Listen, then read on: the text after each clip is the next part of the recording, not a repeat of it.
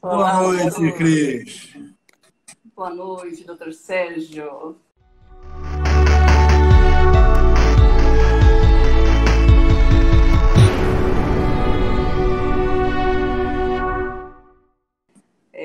Meu nome, para quem não me conhece, acho que a maioria das pessoas que está aqui hoje acompanha você, né? Está na sua rede, até publiquei, mas acho que a maioria do pessoal que está aqui é seguidor seu, né? Então, meu nome é Cristina Rando, eu sou paranaense, venho lá do interior do Paraná, mas é do norte do Paraná, viu? Não é... Quando eu falo Paraná, todo mundo logo pensa, de Curitiba, né? Não, eu sou do norte do Paraná. Eu costumo contar para o pessoal que eu sou da região dos pé vermelho. É, a gente tem uma área, uma faixa de terra lá no Paraná, uma faixa de terra roxa, que cobre uma parte do país, né? Então, uma área onde a produtividade agrícola é bem alta e a gente fica com o pé encardido se a gente anda descalça quando é moleque, né? Quando é criança. Vivia com o pé vermelho, então por isso do apelido. Nasci lá, cresci lá, foi uma vida farta, gostosa, família grande, primos, avós, muito carinho, né? Muito suporte, muito apoio em todos os sentidos. Meus pais sempre gostaram de socializar, então a gente sempre tinha em casa reunião com amigos, reunião com família, participava de Rotary, reunião de quarteirão, tudo que você pode imaginar, a gente estava sempre participando do negócio.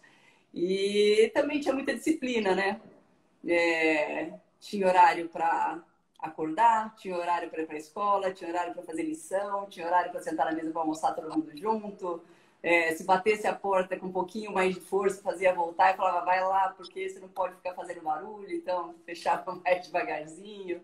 E sempre cobraram bastante assim a parte de estudo. Então eu acho que eu cresci nesse contexto, e cresci com um empurrãozinho deles. Assim, eles sempre diziam que eles não tinham criado a gente para eles criaram a gente para o mundo. Hoje eles choram um pouquinho, porque está todo mundo longe, né? Mas é isso. Então eu saí de casa, né, depois de terminar o colégio, fui fazer faculdade em São Paulo, fiz direito, depois fiz especialização em direito tributário. Fiquei lá trabalhando por 10 anos, acabei me associando com uma amiga no escritório. Então, estudei muito, viu, Sérgio? Estudei muito. Tive uma relação bem legal com o direito, não com a advocacia. A advocacia era muito frustrante, porque eu fiz direito para fazer justiça, né? A gente é adolescente, a gente entra nessa coisa meio enganada, né? E, então, sempre foi difícil. A relação com a justiça, com a advocacia foi complexa. Aí, de lá, eu acabei indo para os Estados Unidos, fiz mestrado. Foi uma experiência muito bacana entender como é que... Não só como é que funciona o direito lá, mas também como funciona o estudo.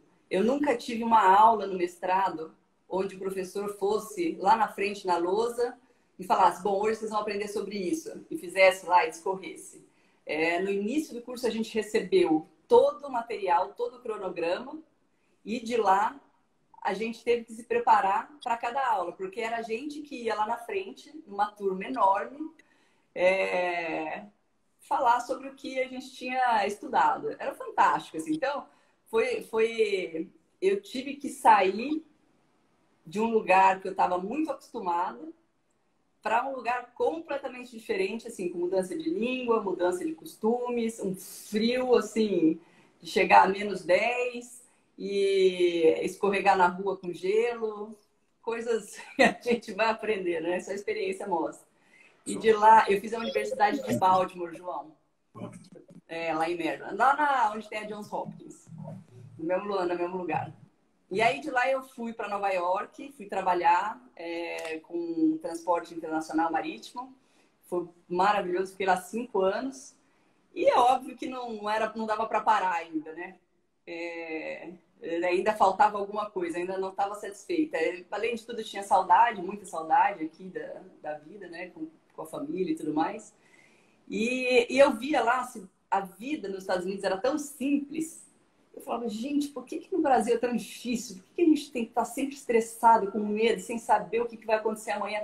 Se eu tivesse ficado lá, parece que eu sabia o que eu ia fazer todo ano da minha vida até o dia que eu morresse. Assim, eu podia fazer um exercício de como me planejar minha vida até o último dia dela. E aqui a gente não sabe como vai ser amanhã, né?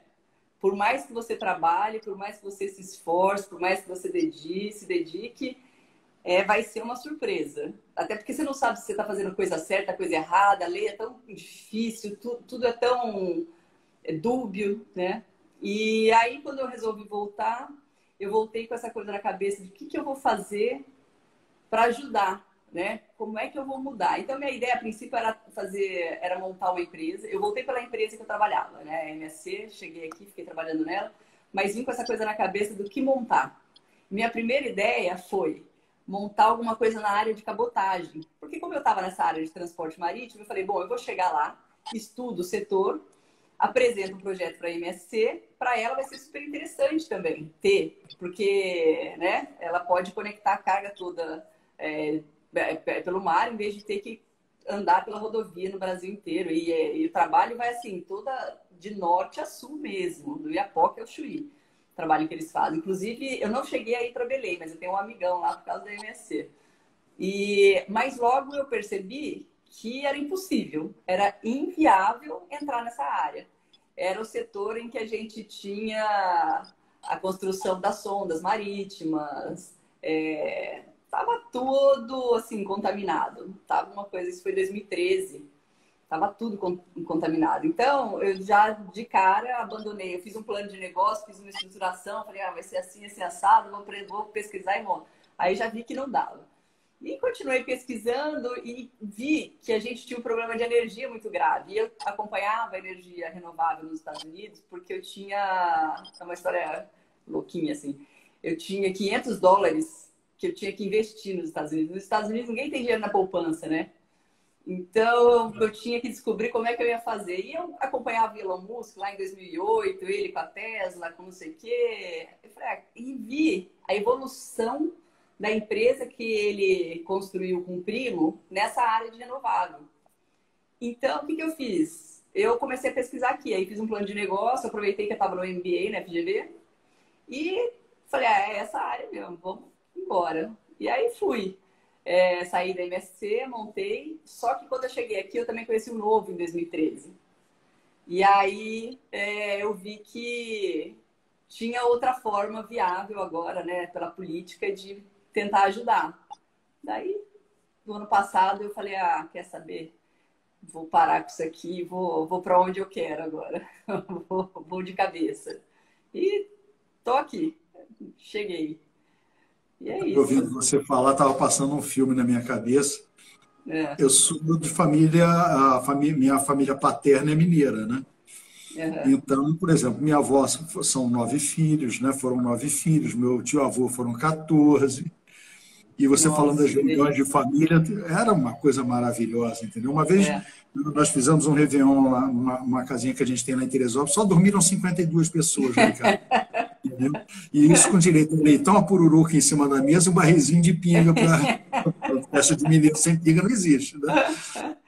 Mas foi muito legal. E a minha infância também foi muito assim, sempre casa muito cheia, né? Porque tem esse negócio, né? A família do interior de Minas, né? De um interior do Brasil, de um modo geral, as pessoas gostam de casa cheia, né? E eu sinto muita falta realmente desse convívio todo, que aí depois a gente começa a entrar na parte profissional, o tempo começa a...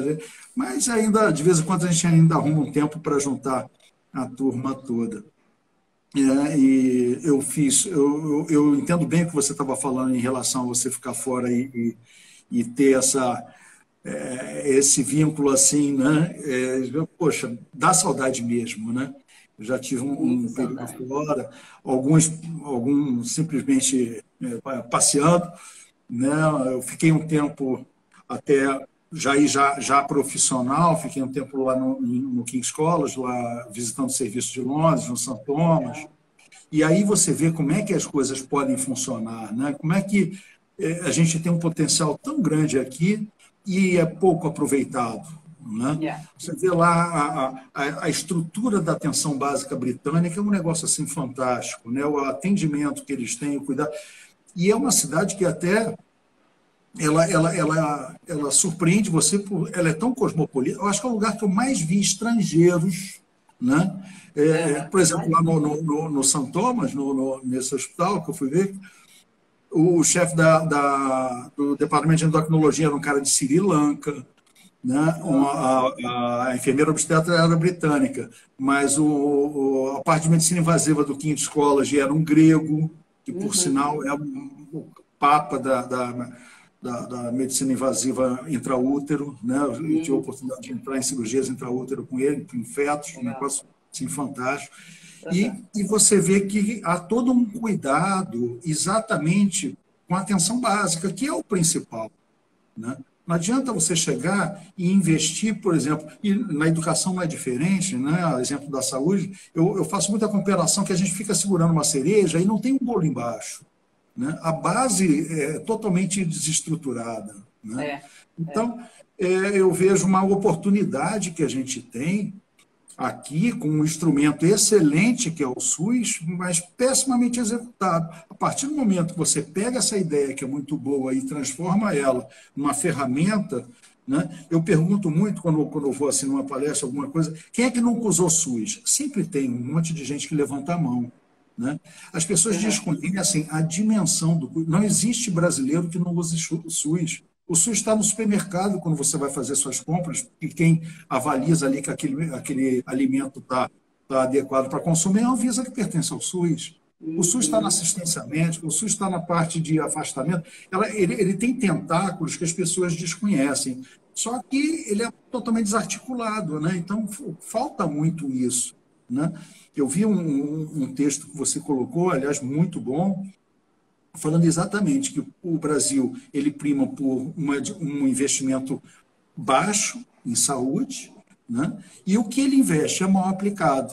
É mal aplicado por ineficiência, é mal aplicado por ineficácia, é mal aplicado por incompetência, é mal aplicado por má fé. Né? Eu fiquei impressionada com o que eu aprendi nesse tempo aí que eu estou estudando. Um pouquinho, né? Porque é muito complexo, né, Sérgio? É super complexo, porque é isso que você falou, é um instrumento que parece maravilhoso mesmo. Ele só falta uma execução bem feita, né? Verdade, verdade.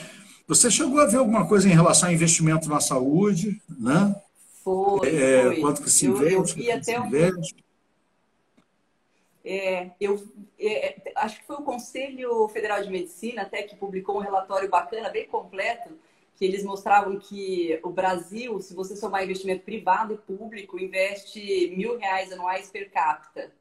Né? Isso está longe, inclusive, da Argentina, está longe do Reino Unido, está longe da Espanha, de todo o Canadá, acho que é 5 vezes mais que isso que é investido, né? E pelo que eu entendi, o alcance do que é investido aqui no Rio de Janeiro, pelo SUS, né, do que é coberto, a gente cobre só 60% da população do Rio de Janeiro. É isso. É isso mesmo? É quase 60%. Tá. Nem chega a 60%.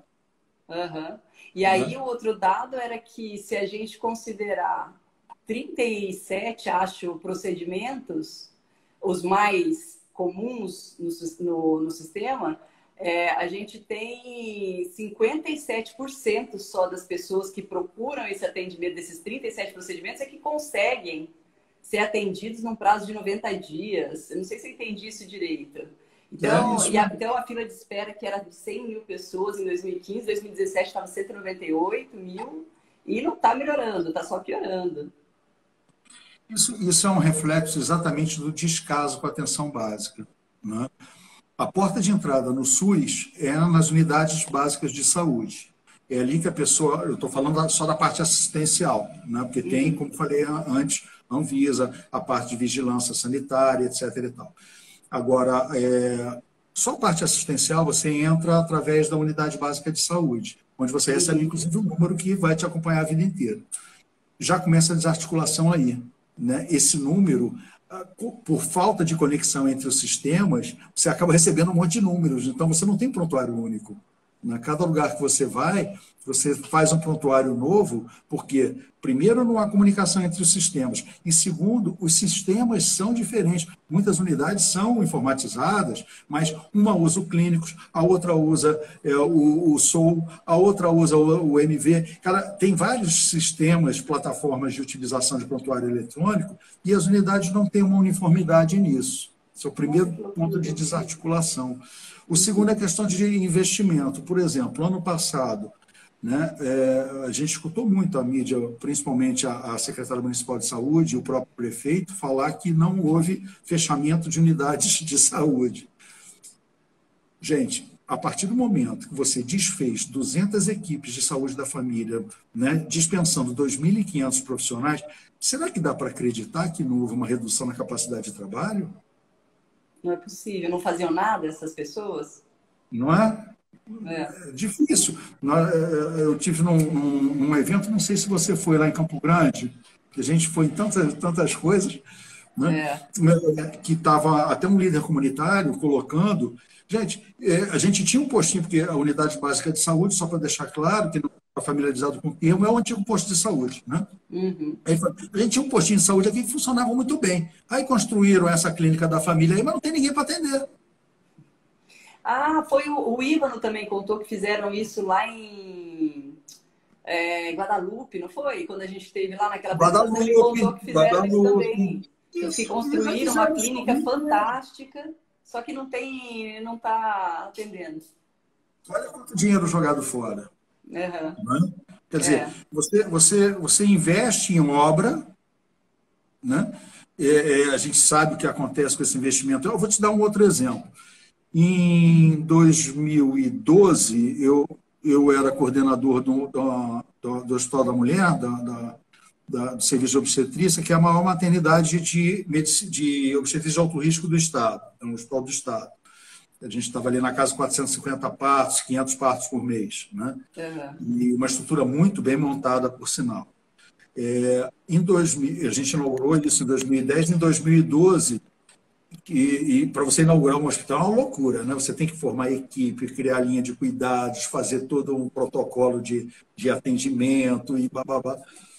2 anos de muita briga. Você explicar para as pessoas que é um hospital público, mas as pessoas não vão fingir que vão trabalhar, até porque eu levantei o nível salarial exatamente para poder cobrar, porque não adianta você pagar mal as pessoas e depois querer cobrar. Eu acho que tem que ter os dois lados. Enfim. Fiquei 2 anos lá. Aí quando... bom, agora o negócio está rodando direitinho. Né? Só que não, agora você vai inaugurar o Hospital da Mãe lá em Mesquita, que vai ser a maior maternidade, você vai pular para 800 partos mês. Começa tudo novamente. E aí você tem que começar todo um trabalho. Mas isso foi importante... Primeiro, para entender como é que é essa engrenagem pública, porque até então eu coordenava sempre serviços privados. Mas eu sempre levei esse conceito do privado, porque, gente, é uma empresa. Né? Um serviço de saúde, ele tem que ter um sistema de gestão, né? Como uma empresa qualquer. Né? Então, aí começa aquela questão toda das pessoas entenderem o negócio, entenderem eu com câmera no hospital inteiro, todo mundo reclamando. Quando eu botei ponto eletrônico, então foi um reboliço. Entendeu? Mas, depois de um tempo, as pessoas entenderam que pode dar certo, e as coisas podem funcionar. Né? Quando foi inaugurado o hospital, o contrato que eu tinha, como foi a maior maternidade do Estado, não tinha ainda um parâmetro de remuneração. Foi contratado no sistema de OS. E o que a secretaria colocou no contrato foi um repasse mensal, porque eu não sei se as pessoas conhecem como é que funciona isso. É aberta uma licitação, né? As organizações sociais são empresas sem fins lucrativos, que têm um carimbo de OS para poder participar dessa licitação. Cada uma envia uma proposta e a proposta que for mais vantajosa para o Estado, ele contrata. Essa OS, por sinal, essa primeira do Hospital da Mãe era uma OS muito boa. As pessoas eram sérias, uma OS de Minas, que tem boas e mais, como qualquer empresa. A remuneração que foi acertada para você gerenciar tudo, de folha do pagamento até o custeio e o investimento da unidade, foi baseado numa maternidade de menor porte, evidentemente, porque não tinha daquele tamanho, majorado por efeito proporcional. Né?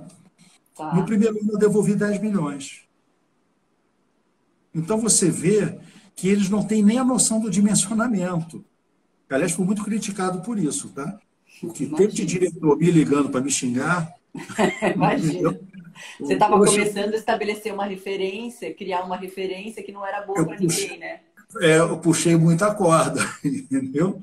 E assim, a primeira coisa que nós fizemos lá, mas também eu tinha uma equipe fantástica, isso não é mérito meu, é uma equipe fantástica que eu tinha lá. No primeiro ano a gente juntou para fazer um planejamento estratégico, coisa que você não vê no serviço público. Planejamento estratégico para 2 anos. Não era nem muito extenso, não, até porque, por questões políticas, a gente fazia a cada 2 anos, porque a cada 2 anos tem eleição, né? Então, para cumprir as metas. Né? Então, a gente fez um planejamento estratégico, montou um sistema, treinou a equipe, tanto que era o hospital mais premiado que tinha. A gente tinha ISO 9001, Sistema 5S de Gestão, Prêmio de Qualidade Rio, eu tinha um instante lá só de troféus que a turma lá ganhava, entendeu? Legal. Então, o negócio funcionava. E aí entra o raio da política querendo interferir. Né? Então começa a querer investir. Como é que acontece isso? Explica aí, como é que acontece essa interferência aí? Vai desde obras que não têm necessidade de serem feitas, né? E que a partir do momento que partiu da Secretaria de Saúde, eu como diretor não tenho como barrar, porque o hospital é do Estado, até eu receber materiais, tipo, eu numa maternidade recebia perneira para cirurgia ortopédica.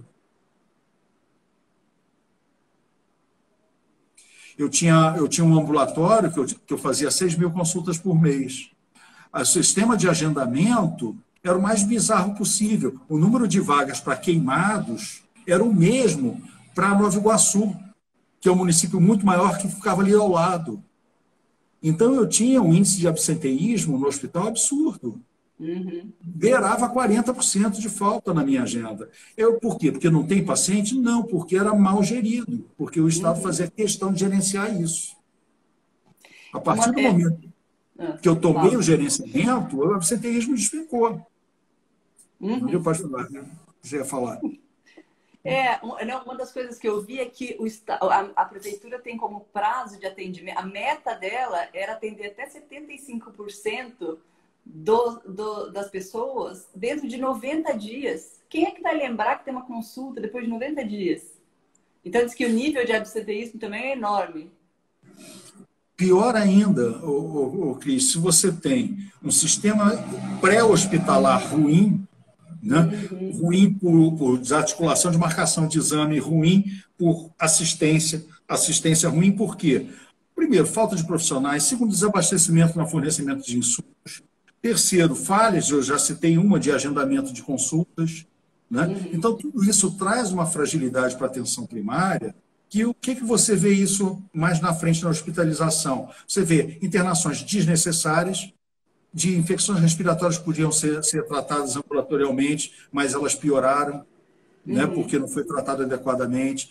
Você vê gestantes internadas por infecção urinária que podia ter sido tratado ambulatorialmente. E o pior, você vê, por exemplo, pacientes, nós temos um colega, que é o Carlos Eduardo, né, que é o médico oncologista, ele se queixa muito disso, a demora no agendamento de exames do paciente oncológico, paciente que está com um tumor, o que vai ocasionar isso? O tumor não espera o exame, ele vai crescendo. Então, a partir do momento que demora para você ratificar o diagnóstico, que tipo de internação que você vai ter? Uma internação com pior prognóstico, uma internação mais longa, uma internação mais custosa. Então, tem que se ter uma atenção na pré-hospitalização. Isso daí é fundamental, fundamental. Né? A partir do momento que você faz uma pré-hospitalização decente, você desafoga a parte hospitalar. Né? Agora, você tem que ter um link. O sistema de regulação não funciona. Nós temos 2 sistemas de regulação aqui no Rio. Né? É o sistema regional, que é o CISREG, e o sistema estadual, que é o SER. Né? Nenhum dos dois funciona. A ideia é muito boa, é o que eu falo, a ideia é boa, mal gerenciada. Você tem, é como se fosse um escritório virtual, onde ele tem um mapa de todos os leitos da região a qual ele tem a incumbência de vigiar. Então, quando você precisa internar, por exemplo, chega uma paciente numa UPA que precisa fazer uma internação, ela entra em contato com o CIGEG, ou com o CESP, ou com o estadual municipal, e aí ele vai ver onde é que tem vaga para transferir aquele paciente para lá. Perfeito, a ideia é ótima, mas não funciona. Não funciona. E aí o que acontece? Grupo de WhatsApp. Dentro do grupo de WhatsApp, você tem, inclusive, coordenadores do CER, coordenadores de CIREG. É o cara assinando a própria incompetência. Então, o sistema de regulação, ele é transformado numa saia entre amigos. Quebra essa para mim. Não serve nem para auditoria, né? Não serve nem para auditoria. Você não consegue nem saber o que está acontecendo. Não serve. Não serve. Entendeu? Então, é tudo desarticulado. Eu vi que entrou aí o doutor Helder. Ele é coordenador, aliás, eu quero parabenizar ele. Ele coordena a melhor maternidade, a melhor UTI materna que eu conheço no Brasil. Tá? O cara é fantástico. Ele e a equipe dele são fantásticos. Tá? Qual é essa maternidade? O Hospital da Mulher, em São João do Meriti. Eles fazem ali milagres naquela UTI deles. Tá? Muitas pacientes que chegam lá para eles não precisavam estar lá, porque poderiam ter sido tratadas ambulatorialmente numa fase inicial. E durante muito tempo, atualmente até mudou, mas durante muito tempo, ele tem 10 leitos de UTI.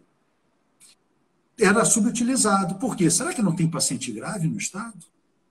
A gente vê gente morrendo na fila, né? Em um monte de hospital. Quer dizer, falta essa articulação. Hoje em dia está cheio, porque agora já explodiu tudo. Né? Agora é uma situação extraordinária, né? Então, isso aí, eu fico olhando, e uma das coisas que eu entendi é o seguinte, que ainda que a gente consiga colocar bons gestores dentro do sistema de saúde, a capacidade que a gente tem não vai atender todo mundo, né? Então, a Constituição fala que a saúde tem que ser universal. Se a gente, na cidade do Rio de Janeiro, conseguir organizar a gestão, o que está lá ainda não vai ser suficiente. Vai atender esses 60%, eu imagino. Né? Mas não vai conseguir atender os 100%. A gente vai precisar de investimento adicional. É isso que eu estou imaginando. O gasto regular hoje de 15%, né, aqui da cidade, que eu vi, acho que é 35 bi anuais, mais ou menos, o orçamento da saúde. Você acredita que... Você acredita que é suficiente ou você acha que a gente ainda teria que ter um investimento adicional aí? Duas coisas. O investimento precisa ser maior. Precisa ser maior e mais bem aplicado. Eu acho muito curioso quando eu escuto aquela famosa frase que saúde não tem preço. Tem sim. Tem sim. Tem o preço do investimento nos hospitais, tem o preço na compra dos materiais, tem o preço na compra dos medicamentos, tem o preço do pagamento de folha de profissional. Tem um preço e não é barato, é caro. Né? Então, esse dinheiro que é o Helder que eu falei agora há pouco, boa noite, doutor Sérgio, obrigado pelo gentil comentário, nada, eu só fui justo. Obrigado. E então, você teria que ter um investimento maior, você teria que ter mais seriedade na aplicação desse dinheiro. Né? Em contrapartida, em relação à rede, e aí cabe até um comentário em cima dessa situação que nós estamos vivendo atualmente, a rede, no Rio de Janeiro, a gente tem uma rede boa em termos de número de leitos. Mas o que acontece? Se torna insuficiente, além de tudo isso que a gente falou, né? A falta de investimento, no ano passado, nós tínhamos mais de 1.000 leitos bloqueados no Rio de Janeiro. Olha que desperdício. Bloqueados por falta... Bloqueados porque um está faltando respirador, o outro a marca está quebrada, o outro não tem profissional para atender. A gente tem um número muito enxuto de profissionais, principalmente de UTIs. Né? Então, o médico intensivista, o que a gente vê é aquela dança das cadeiras, sabe? As mesmas carinhas saem do plantão e vai para outro lugar, do outro lugar vai para outro lugar, do outro, daqui a pouco volta para aquele. Né? E numa situação dessa, de epidemia, se esse cara adoece, ele está desfalcando 2, 3 serviços. Aí né? é muita gente que fica sem atendimento, né? Você perde muita força de trabalho.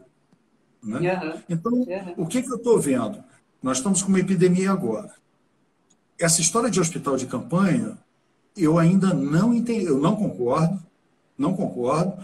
Eu penso que isso não é o primeiro passo. Eu vejo isso como uma propaganda política, sim.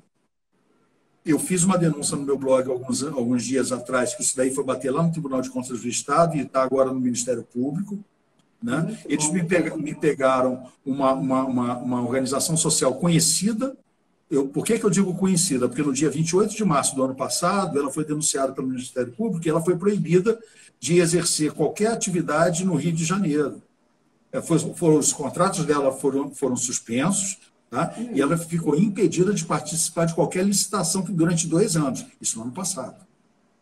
E agora ela foi contratada para montar os hospitais de campanha. E recebendo um contrato de 835 milhões de reais. É bárbaro isso, é bárbaro. Não tem limite, né? Tem que ver o que está acontecendo, gente. Né? Tem que ver o que está acontecendo. E vamos dar nome aos bois. Também não eu ouvi dizer, não, é isso. E a Abas foi contratada para isso. Tá? Esses hospitais de campanha, um vai ser... Nós vamos falar só dos municípios. Bom, entre município e estado, vai ter o hospital lá no Maracanã, vai ter o hospital lá no Rio Centro, vai ter o hospital no estacionamento do Alberto Torres, vai ter vários hospitais de campanha. Nós temos uma Santa Casa, que foi o primeiro hospital do Brasil, fechada desde 2015. Além do patrimônio histórico, né, sem preço que ela traduz, a Santa Casa ela foi construída para atender uma população que estava em surto de tuberculose. Então, você tem uma construção com pé direito alto e janelas amplas. Por quê? Porque a tuberculose é uma doença de transmissão aérea. E o que a gente está vivenciando agora? Não é? Então, por que não usa a Santa Casa? Ela tem dívida trabalhista. Gente, nós estamos numa situação de calamidade pública ou isso daí é brincadeira para a inglês ver? Vai ver a questão contratual depois. Sai muito mais barato do que os 4 milhões por mês que estão pagando de aluguel de tenda. E depois vai para o lixo. É óbvio. Então, sabe muito mais barato você reativar a Santa Casa, sabe muito mais barato você reativar esses leitos que estão bloqueados, né, do que você construir. Então, pode ser até que precise de hospital de campanha. Ok, mas arruma a casa primeiro. Vamos botar para funcionar o que a gente tem, porque aí depois, isso é um investimento de qualidade, é um investimento que pode trazer um legado para a cidade depois da epidemia. É óbvio, óbvio. Sérgio, eu me lembro, sabe, de quando eu montei minha empresa, que eu não tinha dinheiro para investir. Eu queria montar um negócio, eu queria que o negócio desse certo, queria que crescesse para poder dar emprego para mais gente. Era uma área que envolvia tecnologia, então as pessoas iam ter que aprender sobre aquilo. Né? Era um negócio que eu acreditava que podia promover um pouco a melhora na vida de algumas pessoas, pelo menos. E aí, eu falei, bom, como é que eu vou fazer? Comecei a pesquisar, comecei a estudar, fui falar com as pessoas que têm dinheiro, né? Porque como é que você faz? Você vai ter que pegar dinheiro com alguém. E então, nós estamos numa época que o empreendedorismo tem sido promovido, né? As pessoas que têm dinheiro entenderam, né, que a gente precisa produzir e que os empreendedores que são essa força, né, que é criativa e que gera renda mesmo, né? Então, você tem os investidores anjos, você tem, né, vários grupos de investidores que hoje não só emprestam dinheiro, mas eles ajudam você na estruturação do negócio, eles te mentoram. Então, eu participei de várias reuniões e conversei com alguns investidores anjos. E toda vez, assim, é muito rápido, porque eles estão sempre trabalhando muito, respondendo, falando com muita gente, ajudando muita gente. Você tem sempre, assim, 5 minutos para conversar com as pessoas, né? Você não tem mais que isso. E como é que é? Tempo é dinheiro, né? Então, quem mexe com dinheiro sabe disso mais que nunca. Então, as conversas sempre muito rápidas. Aí, eu lembro, assim, resumindo, eu adotei a seguinte estratégia. Falava com a pessoa e falava, me fala 3 coisas mais importantes, 3 coisas que você quer saber quando você receber um projeto, que você vai olhar para ver se você vai seguir adiante ou não com esse projeto, né? E aí era assim, basicamente, aí tem que ser uma ideia boa, né, e sustentável. O projeto tem que mostrar uma longevidade, uma sustentabilidade, e você tem que ter uma equipe boa. O que é uma equipe boa? É uma equipe que ele olhe, ele vai atrás do nome da pessoa e ele fala, bom, essa pessoa já provou que é boa, que sabe fazer, já sei que é, vamos dizer, ficha limpa, né? Que eu posso entregar o dinheiro, que ela vai me prestar contas do que está acontecendo. Então, assim, existe o risco do negócio, mas não o risco da pessoa, da falta de qualificação, da falta de responsabilidade com o dinheiro, né? E tudo mais. E aí eu fico pensando, o ano que vem a gente vai estar numa situação muito difícil, né? Porque essa crise que a gente está enfrentando agora, a hora que a gente conseguir debelar, vamos dizer assim, essa pandemia, né? Essa situação mais grave de saúde, a gente vai ter que enfrentar uma economia em recessão, com um Estado que vai estar arrecadando muito pouco, porque vai ter pouca gente produzindo, né? E aquele círculo vicioso que a gente conhece.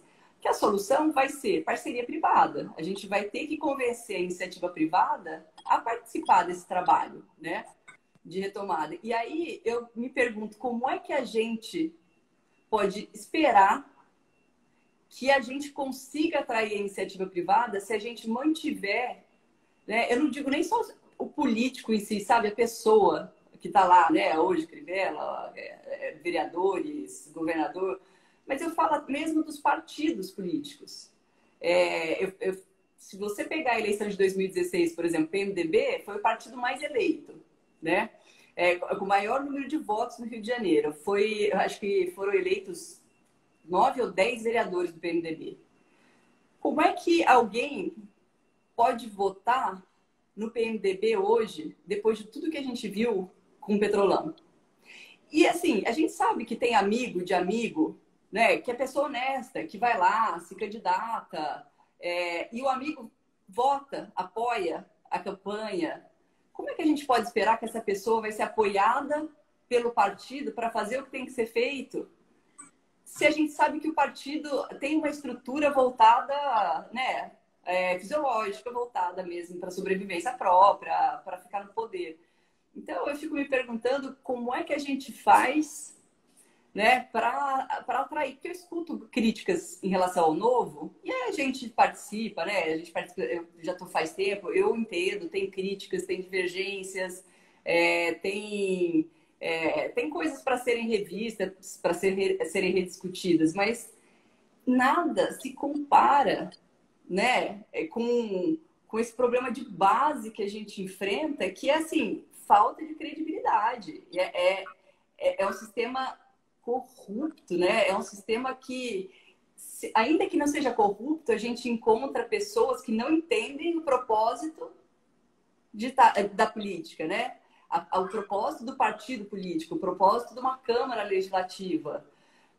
Então, eu fico me perguntando como é que a gente faz para atrair a iniciativa privada, que é quem tem dinheiro hoje, né, para participar desse projeto e ajudar, não só na divulgação, mas depois também na hora de fazer o trabalho lá quando a gente chegar, né? Eu não sei como é que você tem visto, assim, com essa crise toda, eu vejo muita crítica ao Ganime, porque o Ganime fez isso, eu vejo muita crítica a não sei quem, porque... Mas essas críticas, essa divergência não consegue abalar a minha participação dentro desse partido, dentro do Novo, por causa de tudo isso que eu falei. Você acha que é utópico isso? Você acha que as pessoas ou as pessoas simplesmente perderam a credibilidade, nem no Novo, nem no... Eu vejo o seguinte, até eu entrei bem depois do que você é o que a gente chama de novo de raiz, né? 2013 nem era, né? Você participou da fundação do projeto, né? Eu fui apresentado ao Novo em 2016, no início, acompanhei a primeira eleição timidamente, não era afiliado ainda, Só fui me filiar depois, né? Mais à frente. Fiquei estudando o partido antes e nunca tinha me envolvido em política. Por quê? A gente escuta tantas notícias ruins como essas que você colocou, né? E acaba entrando em descrédito, né? Até que tem uma hora, principalmente quando você começa a ter um contato maior com o serviço público, entender essa engrenagem que o negócio... por que emperra de vez em quando, né? Aí vira a chave e você começa a escutar o Platão, né? As pessoas de bem que não querem se envolver com a política estão condenadas a serem, né, dominadas pelos mal-intencionados, né? Então não pode reclamar, né? Quer dizer, vai reclamar, vai ficar em casa, não vai adiantar nada.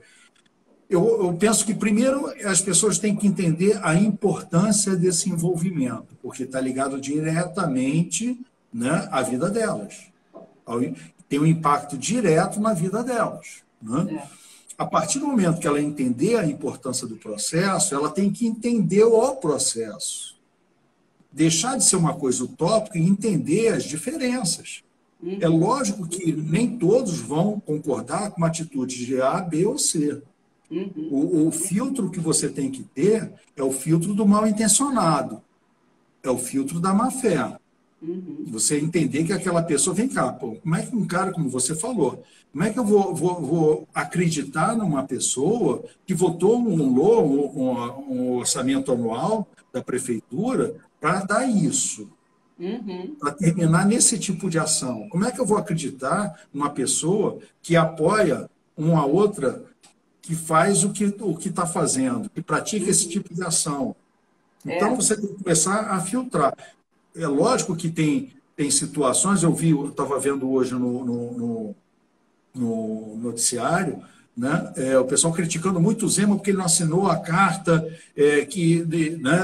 lá em Minas, porque estava de desagravo ao prefeito. Aquilo dali não tem nada a ver com ele. Ele é um governador de Estado, ele não tem nada a ver com a briga do Congresso com o presidente. Independente se ele concorda, se ele não concorda, eu acho que ele agiu certo. Agora, vai ter gente que vai dizer que ele agiu errado. Agora, alguém vai falar que ele está mal intencionado? Alguém vai falar que ele é corrupto? Alguém vai falar que ele está levando vantagem? Aí é diferente. Entendeu? Então, esse tipo de filtro que eu penso que tem que ser melhor apurado. Parece que as pessoas... sabe que eu fico pensando que um dos projetos principais que, para mim, na minha cabeça, seria um planejamento estratégico da Câmara Municipal do Rio de Janeiro. Sabe? Um planejamento estratégico para rever o processo de atuação, mas um planejamento estratégico que começasse assim: qual é a missão da Câmara Municipal do Rio de Janeiro? Porque eu acho que é o básico e foi esquecido. Foi completamente esquecido. O propósito dos políticos passou a ser